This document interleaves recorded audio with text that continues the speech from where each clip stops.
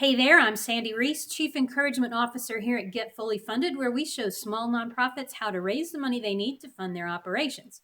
Today I have for you lesson number 1 of 3. It's a little micro lesson in fundraising planning. We help a lot of organizations with their fundraising plan for the year, laying out their strategies and figuring out all the right activities to do. And I see people struggle fairly consistently in 4 areas. So today I want to share those 4 struggles with you and also show you some ways that you can start to overcome those. So let's jump right in. Struggle number 1 is you're asking the wrong people to support your organization. What does that really mean? That means you're taking a shotgun blast and you're asking everybody in the community to support you. And the truth is, not everybody's going to. There are people who have their favorite causes, and maybe your organization rescues animals and their favorite cause is the ballet, or your organization is a community college and they'd rather support the food bank. That kind of stuff happens. People have their favorite causes, and there's not a whole lot you can do about that to turn your cause into their favorite.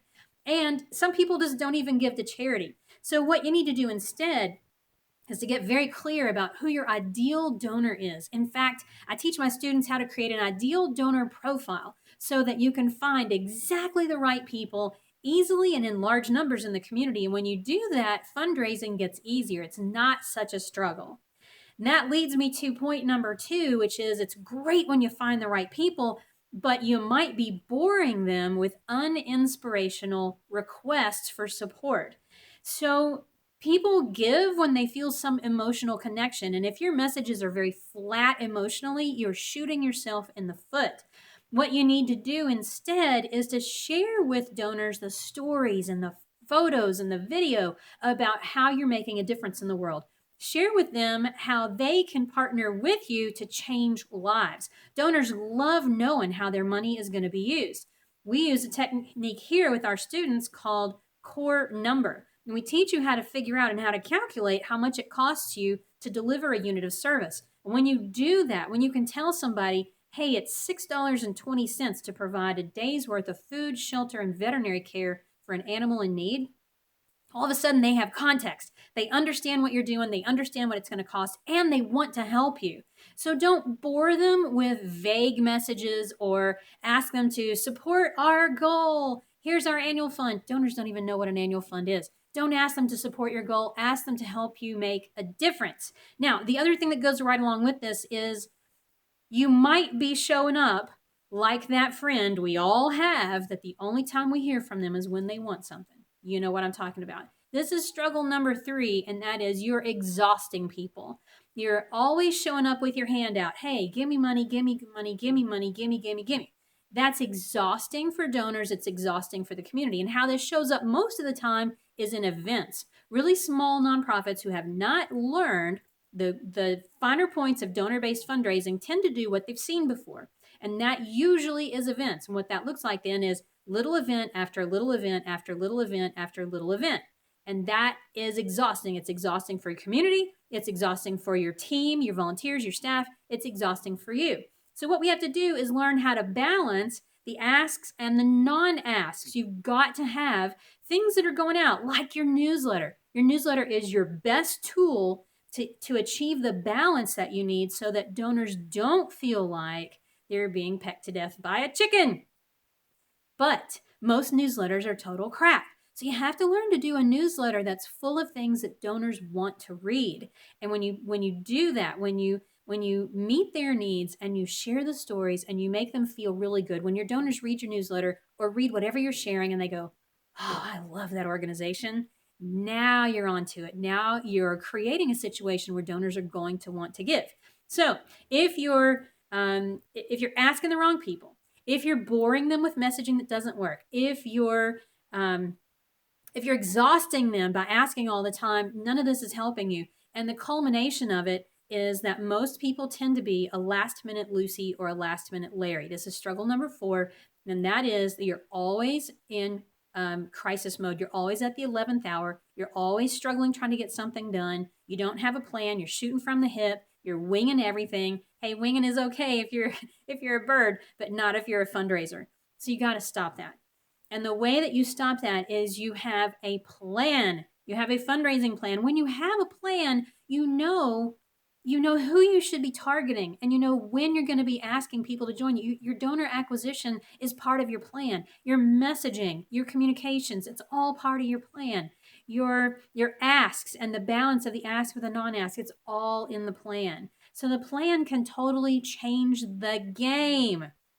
We do a lot of work with planning, help people plan. And actually, we have our popular fundraising blueprint workshop coming up. I want to tell you real quickly about that because it can be a game changer for you. If you don't have a plan, if you kind of have a plan, but it's in your head, which by the way is not a real plan, if you have a plan, but it doesn't really work for you and it's in a binder on a shelf, you need to come and join me for Fundraising Blueprint. It's Friday, January 25th. And we're going to be showing you in a 2-hour virtual workshop how to put all the pieces in place that you need so that you can stop with all the struggle. You can move into a different space and make this year the year that you finally start moving toward where you actually need to be with fundraising. Here's what we're going to cover in the blueprint. Number one, we start with historical review. We look at your numbers from last year. We look at your results to figure out what you should be bringing forward, because you never do something just because you always have. You do it because it works for you and it's getting the return on investment that you need. We show you how to put an impact goal together. Your impact goal is like a guiding beacon. It helps keep you on track with everything else that you're doing in your fundraising plan, and it helps you make sure that you're not wasting time day to day. So we're going to go into detail on that. I'll explain more about what it is and help you create that for your organization. We're going to set 3 critical targets for your organization for the year. One of them, you're going to go, yeah, I knew that. The other 2 might surprise you a little bit, but you need all 3 in order to not only hit your goals, but to create sustainable, repeatable, healthy fundraising for your organization. You know how some days you're just like, I am so tired of fundraising because all I ever do is I'm begging for money. I'm always behind. I'm always trying to figure out where the money's coming from. This will keep you out of that. We're going to move you into a whole different space where it can almost become predictable. I've been there. Some of my clients are there right now. It's awesome when you know, based on your plan, when the money's coming in. And if you do happen to fall short, I'll give you some tips on how to tweak some of your other strategies so that you get where you need to be.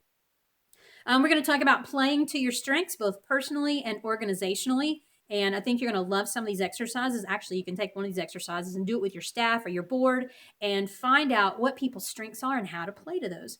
We're going to combine all this stuff together, kind of mush it all up, and look at choosing the right strategies for your organization.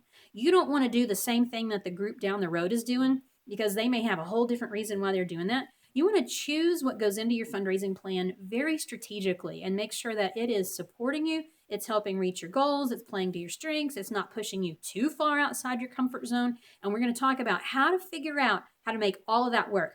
Then we get to what might be the best part of the workshop, and that is write it down. Because if your plan is not in writing, it's not real. So I'm going to show you the template that I use when I write fundraising plans for clients. I'm going to show you that template, and I'm going to give you a sample plan. So we're going to walk through how to fill that all out. You're going to be able to walk away with maybe a draft started and then an idea of how to fill in the detail. But I'm going to give you the specific template that I have developed over the years that I use myself and with clients. And then we're going to wrap the whole thing up by talking about how to stay on track with the plan. A lot of people put plans together, but they get off in the weeds really fast because they don't have any support or accountability in place to keep them on track. And I'm going to give you a couple of tips that I think are going to be super helpful for you for that. So it's January 25th. It's from 2 to 4 Eastern. It's virtual, so you can join in from anywhere. If you can't make that time, we will be recording it. So go ahead and sign up, and we'll make sure that you get the recordings. You can get all the details and register at getfullyfunded.com/blueprint. It's our fundraising blueprint workshop, and I would love to see you there. If you've got questions, just leave them here below the video, and I'll answer those for you. Otherwise, hope to see you at the blueprint.